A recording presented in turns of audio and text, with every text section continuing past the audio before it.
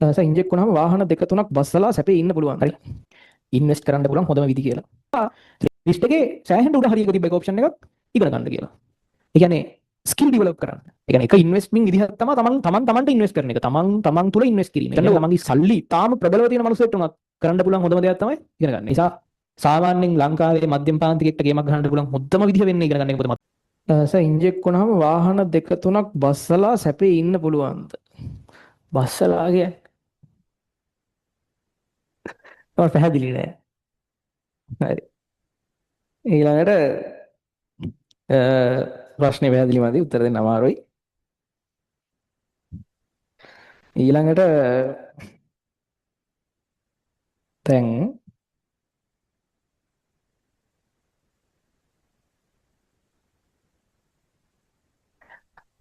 ඊට පස්සේ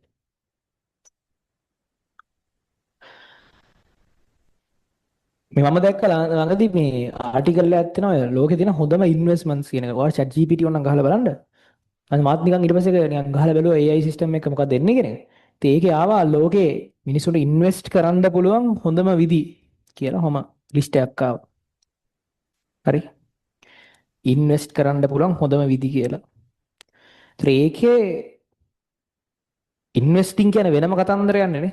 ඒ කියන්නේ ඒ මුදල් ආයෝජනය කිරීමනේ. Tamanට ගොඩක් මුදල් තියෙන්න බෑ ඒකට. ඒ තියෙන මුදල් ආයෝජනය කිරීමේ ලිස්ට් එක ඇතුලේ ඉතින් මුලින්ම තියෙනවා එක එක විදි. දැන් රත්තරන් ගන්න, ඒව අවුරුදු ගානකින් ගණන් වැඩි වෙනවා, ඉඩම් ගන්න ගණන් වැඩි වෙනවා. එක එක ඒවා තියෙනවා. තමන් ළඟ තියෙන මුදල් ආයෝජනය කරන විදි. ඒ ලිස්ට් එකේ තියෙන ඉන්වෙස්ටිං වල දැන් ඉන්වෙස්ටිං වලට එච්චර සම්බන්ධයක් නැහැ නේ වගේ. ඒකේ උඩම හරියක මේ කතන්දර මුලින්ම තිබුණ නැහැ ඇත්තටම. يعني තමන්ට ඉතාම හොඳින් මුදල් තියෙනවා නම් ඒක ආයෝජනය කරන විදිය. يعني මේක ඉතාම හොඳින් කියන්නේ ලක්ෂ 10ක් පාලා නෙමෙයි ඈ. يعني බිලියන ගාණක් විතර තියෙනවා නම් ඒක ආයෝජනය කරගෙන ගෙනියන්න පුළුවන් විදි ගැන කතා කරන එකක තිබ්බා ලිස්ට් එකේ සෑහෙන උඩ හරියක තිබ්බ එක ඔප්ෂන් එකක් ඉගෙන ගන්න කියලා. ඒ කියන්නේ ස්කිල් ඩෙවලොප් කරන්න. ඒ කියන්නේ එක ඉන්වෙස්ට්මින් විදිහක් තමයි තමන්ට ඉන්වෙස්ට් කරන එක. තමන් තුල ඉන්වෙස්ට් කිරීම. ඒ කියන්නේ තමන්ගේ ස්කිල්ස් දැනුම දියුණු කරන එක. يعني හිතා ගන්න බෑ ඒක. දැන් මොකද ඒකේ මාතෘකාව වෙන්නේ හොඳට ධනය තියෙන මිනිස්සෙක් කොහොමද ධනය පාවිච්චි කරලා ඉන්වෙස්ට් කරලා තව ටිකක් ධනවත් වෙන්නේ. තව ධනවත් වෙන්නේ. ඒකේ තියෙන එක ඔප්ෂන් එකක් විදිහට තියෙනවා ධනය පාවිච්චි කරලා ඉගෙන ගන්න එක. හිතන්නකෝ සල්ලි තාම ප්‍රබලව තියෙන මිනිස්සෙක්ට උනත් කරන්න පුළුවන් හොඳම දෙයක් තමයි ඉගෙන ගන්න එක. සල්ලි තිබ්බත්. ඒ නිසා සාමාන්‍යයෙන් ලංකාවේ මධ්‍යම පාන්තිකෙක්ට ගේමක් ගහන්න පුළුවන් හොඳම විදිහ වෙන්නේ ඉගෙන ගන්න එක. මොකද මධ්‍යම පාන්තිකයට රුපියල් බිලියනයක් හෙට ගිහින් රත්තරන් වල දාන්න බෑනේ. නේද? එහෙම බෑනේ පුළුවන්. ඉතින් ඒ නිසා මිනිස්සෙට ගොඩ යන්න තියෙන හොඳම විදිහ ඉගෙන ගන්න එක. ඒක නිකන් කට ගහනවට කියපු කතන්දරයක් නෙමෙයි. ඒකෙන් තමයි සමාජයක් කියන්නේ තමන්ගේ මුළු පවුල තමන්ගේ පොසිෂන් එක සමාජයේ තමන් ඉන්න තැන සියල්ල වෙනස් කරන්න ඉගෙන ගන්න එකෙන්. ඒ නිසා පුළුවන් තරම් ඉගෙන ගන්න. ඒ ලෙවල් කරලා දැන් මම අහපු කතන්දරයට කැමති නෑ.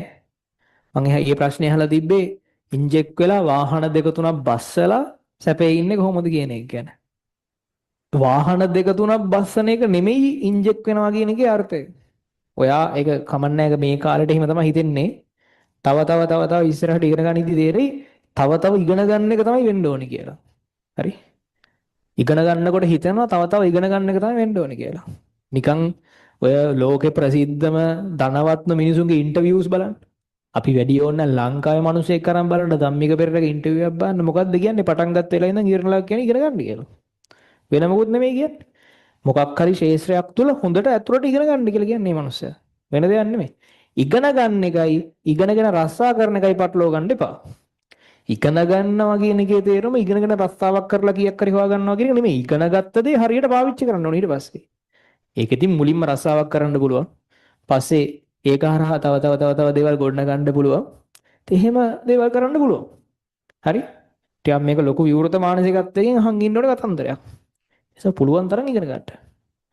ඒක හරියට පාවිච්චි කරන්න ඊට පස්සේ ක්‍රමක්‍රමෙන්. දැන් ඒකේ අවසාන පරමාර්ථය ඉගෙනගෙන මෙන්න මේ පඩිය දෙන තැනකට වැඩට යන්න කියන එක නෙමෙයි. ඒක පාවිච්චි කරන්න හරියට.